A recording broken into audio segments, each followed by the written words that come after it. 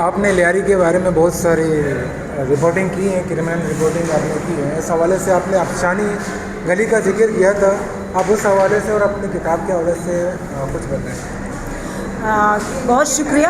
کتاب جو ہے میری وہ کراچی کے بارے میں ہے اور اس میں لیاری کا بہت زیادہ تذکرہ ہے. کتاب کا نام میری کراچی ایک نہیں کئی ہوں، جو میری یادداشتوں پر مبنی ہے. اور یہ یادداشتیں میری صحافی کی حیثیت سے ہیں اور ایک کراچی واسی کی حیثیت سے ہیں. میں نے کیسے اس شہر کے ساتھ اپنے تعلق کو بنایا اس حوالے سے ہیں. لیاری میں میں نے بہت زیادہ کام کیا تھا، کیونکہ جس زمانے میں صحافت کرتی تھی اس زمانے میں شہر میں بدقسمتی سے بہت زیادہ تشدد آمیز واقعات ہو رہے تھے. وائلنس بہت عروج پر تھا اور سب کا مرکز ہمیں جو بتلایا جاتا تھا، چاہے وہ ریسکیو سروس والے ہوں، چاہے ہسپتال والے ہوں، چاہے آپ کی ریاست ہو یا پولیس ہو، وہ لیاری ہی بتاتے تھے کہ سب سے زیادہ جو ہے وہ وائلنس یہاں. جبکہ جب میں کور کر رہی تھی تو لیاری کے ساتھ ساتھ شہر کا جو مغربی علاقہ تھا اورنگی، وہاں بھی کافی وائلنس ہوتا تھا. تو یہ 2 سے 3 علاقے تھے جہاں میں بہت زیادہ رپورٹنگ کرتی تھی. افشانی گلی کا ذکر میں نے اس لیے کیا کہ یہ وہ وقت تھا جب لیاری میں چیل چوک آپریشن ہو رہا تھا.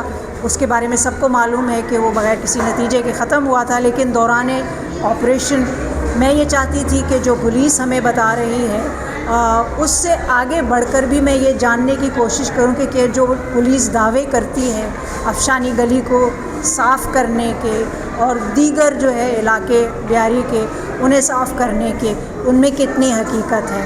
تو بس اسی حقیقت کی تلاش مجھے افشانی گلی تک لے گئی اور اس افشانی گلی تک مجھے وہ لوگ لے کر گئے جن کے بارے میں پولیس دعویٰ کرتی تھی کہ ان کا وہاں سے صفایا کیا جا چکا ہے، جبکہ حقیقت اس کے برعکس تھی. اچھا، مہر گھر میں جو ہے یہ ادبی سرگرمیاں تو شروع سے جاری ہیں.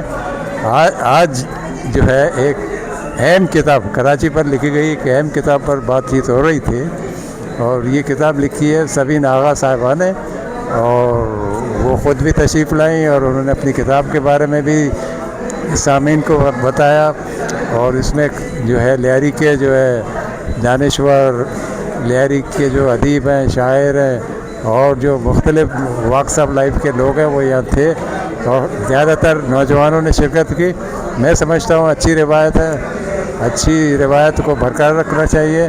اور کافی باتیں ہوئیں کراچی کے حوالے سے، لیاری کے حوالے سے، اور یہ میرا خیال ہے کہ ہمارے نوجوانوں کے لیے یہاں پر بہت کچھ حاصل کرنے کے لیے ہوتا ہے یہاں مہر گھر میں.